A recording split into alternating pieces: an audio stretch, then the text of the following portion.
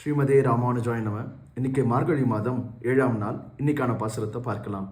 கீசி கீசென்றெங்கும் ஆனை சாத்தன் கலந்து பேசின பேச்சரவும் கேட்டிலையோ பேப்பெண்ணை காசும் பிறப்பும் கலகலப்ப கைவேர்த்து வாச நறுங்குழல் ஆட்சியர் மத்தினால் ஓசைப்படுத்த தைரரவம் கேட்டிழையோ நாயக பெண்பில்லாய் நாராயணன் மூர்த்தி கேசவனை பாடவும் கேட்டே கிடத்தியோ தேசமுடையாய் திரவேலோர் என்பாவாய்.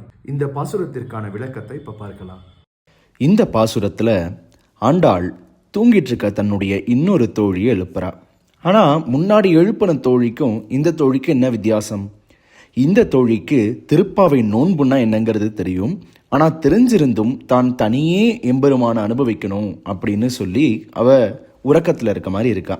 ஆனால் ஆண்டாள் இதில் சொல்றா, எம்பெருமானை எப்பயுமே தனியாக அனுபவிக்கக்கூடாது, அடியவர்கள் கூட கூடியிருந்து தான் அனுபவிக்கணும் அப்படிங்கிறத ஆண்டாள் இந்த பாசுரம் மூலமாக நமக்கு சொல்கிறா. இந்த பாசுரத்தில் ஆண்டாள் அதே போல ஆனைச்சாத்தன் அப்படிங்கிற ஒரு பறவை எழுப்புற ஒளி உனக்கு கேட்கலையான்னு தன்னுடைய தோழியை கேட்குறா. அது மட்டும் இல்லாமல் ஆய்ச்சியர் தயிர் கடையிற அந்த சத்தம் உனக்கு கேட்கலையான்னு கேட்குறா.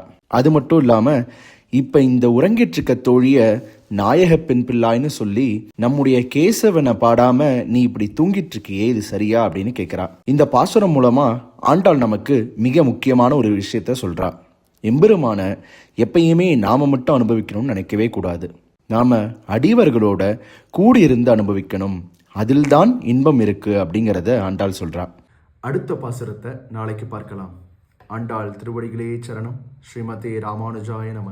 ஸ்ரீமத் வரவர முனையே நம.